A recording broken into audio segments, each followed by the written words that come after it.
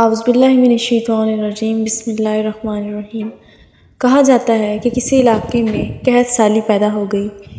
اس قحط سالی کی لپیٹ میں نہ صرف انسان بلکہ چرند و پرند سب اس کا شکار ہو گئے۔ مویشی مالکان بے حد پریشان تھے۔ اس دوران ایک مسجد کے مولوی نے جمعے کے خطبے میں نہایت یقین کے ساتھ یہ بات بتائی کہ اللہ کے نام لے کر یعنی بسم اللہ پڑھ کر دریا کو حکم دیا جائے تو وہ بھی نافرمانی نہیں کرتا۔ خطبہ سننے والوں میں سے ایک چراواہ بھی موجود تھا۔ مولوی کی یہ بات سن کر یہ بات اس کے دل میں اتر گئی اور اس بات پر اس کا یقین کامل ہو گیا۔ اس نے واپس آ کر اپنی بکریاں کھولی اور سیدھا دریا پر چلا گیا۔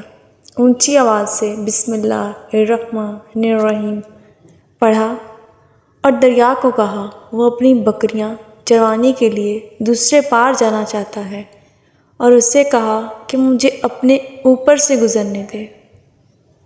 کہہ کر اس نے اپنی بکریوں کو لیا اور دریا پر چلتا ہوا دریا پار کر گیا۔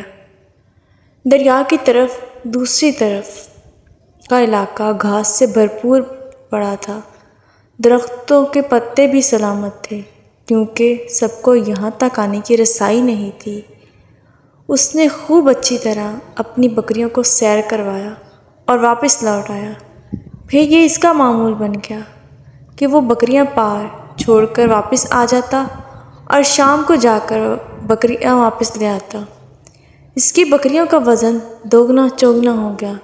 لوگ چونک گئے اور اس سے پوچھا وہ اپنی بکری کو کیا کھلاتا ہے؟ وہ سیدھا سادہ اور صاف دل نوجوان تھا۔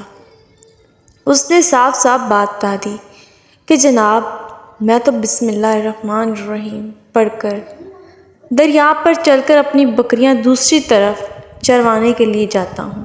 یہ بات سب نے سنی مگر کسی نے اس چراوے کی بات پر یقین نہیں کیا کیونکہ یہ ناقابل یقین بات تھی۔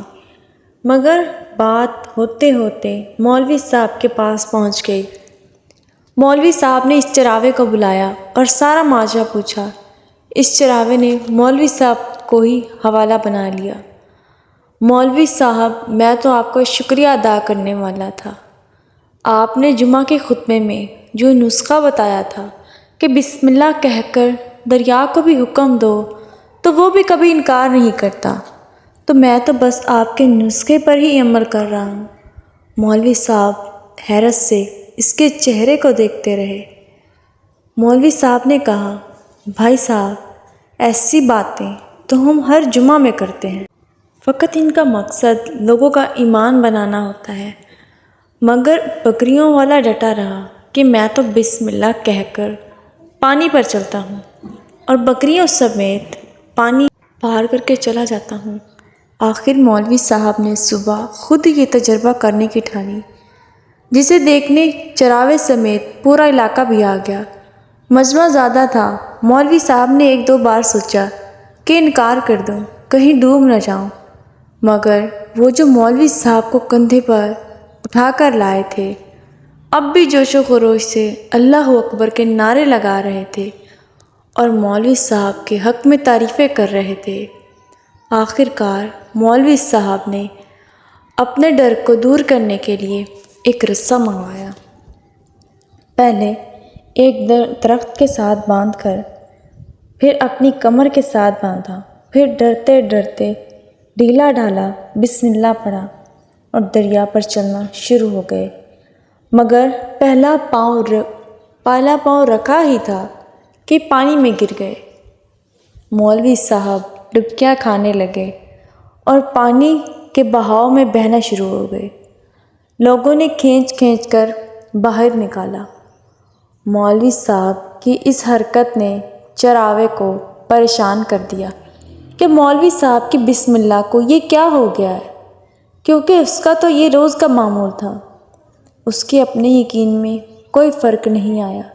اس نے بسم اللہ کہہ کر بکریوں کو پانی کی طرف اشارہ کیا اور خود ان کے پیچھے چلتا ہوا پار چھوڑ کر واپس آ گیا۔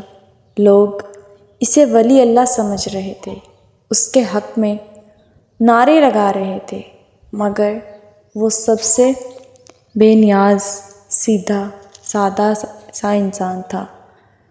وہ مولوی صاحب کے پاس پہنچا اور کہا، مولوی صاحب، میں آپ کی بسم اللہ کی تعریف سے کافی پریشان تھا، مگر پانی پر چلتے ہوئے مجھے آپ کے بسم اللہ کی بیماری کا پتہ چل گیا۔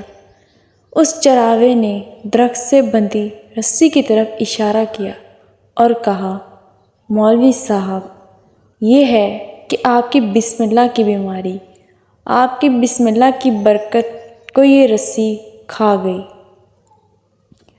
آپ کو اللہ اور بسم اللہ سے زیادہ اس رسے پر بھروسہ تھا، لہٰذا اللہ نے آپ کو رسی کے حوالے کر دیا۔ پھر کہنے لگا، مولوی صاحب، آپ بھی کمال کرتے ہیں۔ میں نے آپ کے منہ سے سنا اور یقین کر لیا، اور میرے اللہ نے میرے یقین کی لاج رکھ لی، مگر آپ نے اللہ کا کلام سنا مگر یقین نہیں کیا، لہٰذا آپ کو اللہ نے رسوا کر دیا۔ محترم عزیز دوستو، کچھ ہمارا حال ایسا ہے، ہماری نمازوں اور دعاؤں کا حال بھی یقین سے خالی ہے۔ اللہ ہمارا ایمان اور یقین اللہ پر مضبوط رکھنے کی توفیق دے، آمین ثم آمین۔ امید کرتی ہوں آپ کو ویڈیو پسند آئی ہوگی۔ ملتے ہیں اگلی ویڈیو میں، تب تک کے لیے اللہ حافظ۔